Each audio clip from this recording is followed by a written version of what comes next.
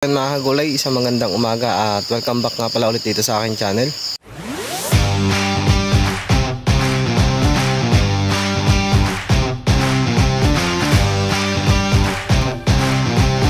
Ayan, today's video natin mga kagulay ay magpapalupot po kami ng sitaw.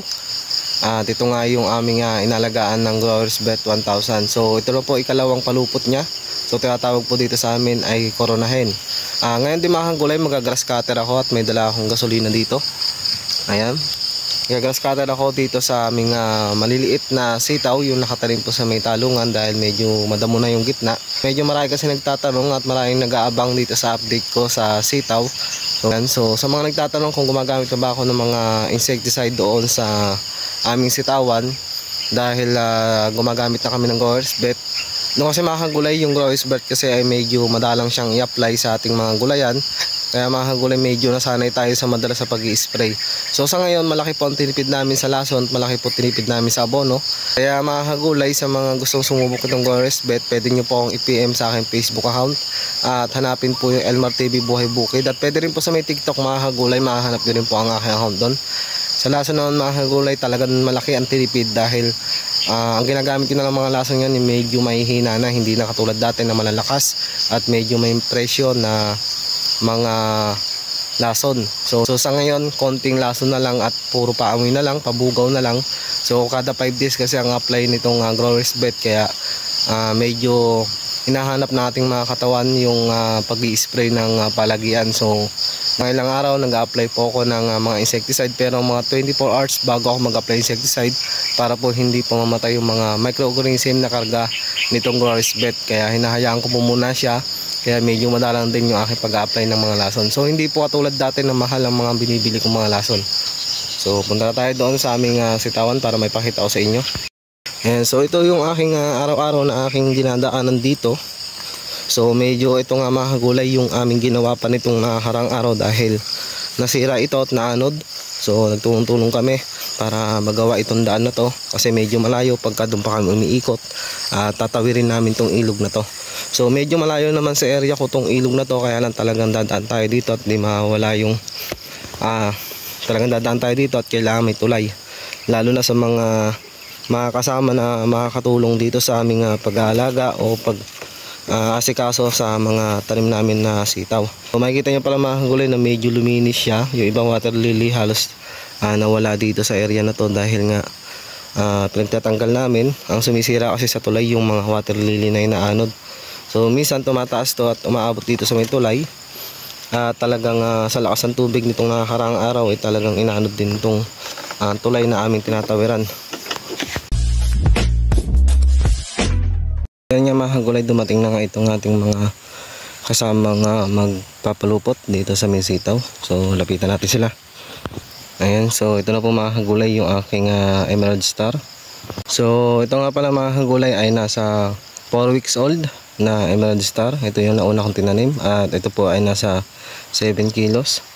Ayan, so ito po yung kanilang ipapalupot ngayon, itong nasa ibabaw. Makikita nyo yung talbos niya. Ayan, ang ganda ng talbos niya, yung mga nilalabas niyang mga sanga. So madami pong lumalabas.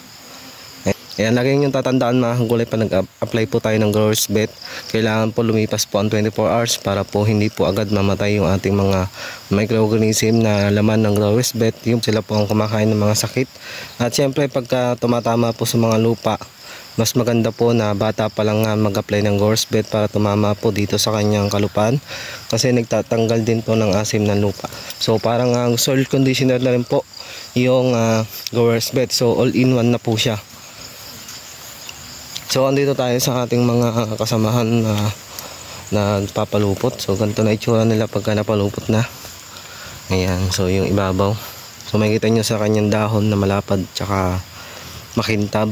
So bali mga kagulay, sa 5,000 square meter isang supot pa lang po na abono yung aking nailaglag dito. So malaki po ang aking tinipid. Dati sa gantong edad po ay nakatatlong supot na po ako. At lalo na sa aming taniman ay pinagsilihan po to. Hindi po masyadong kumakapal pagka mainit po. Yung pinanggalingan o yung dating tanim niya ay mga sili. So hindi po agad kumakapal na ganito. So maganda po na subukan nyo itong Growers Bet para po nasolusyonan nyo lalo na sa mga asim ng lupa, matatanggal niya. At talaga makikita nyo mga kagulay sa arangkada ng aming sitaw, sa 4 weeks old ng aming sitaw, makikita nyo halos sarado na yung kanyang mga pagitan. At makikita nyo halos ang talbos niya ay halos mahaba ang kanyang hugot.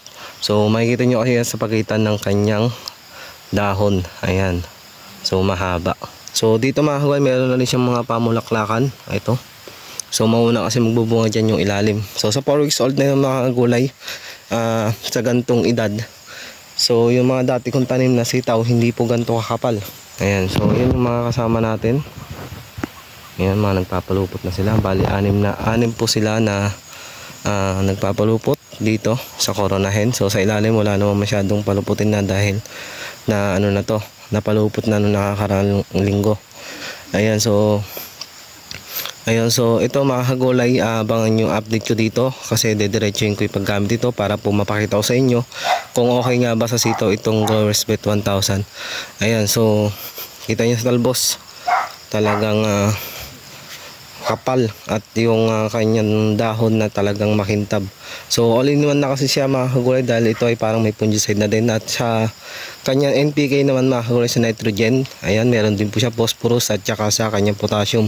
Lagi ko naman sinasabi sa inyo, yung potassium mas maganda kung ina-apply natin sa ibabaw kaysa sa lupa. So yung iba kasi gumagamit agad ng 14, kaya yung iba halos sa nagdidilaw agad ng kanilang mga dahon ng kanilang mga sitaw.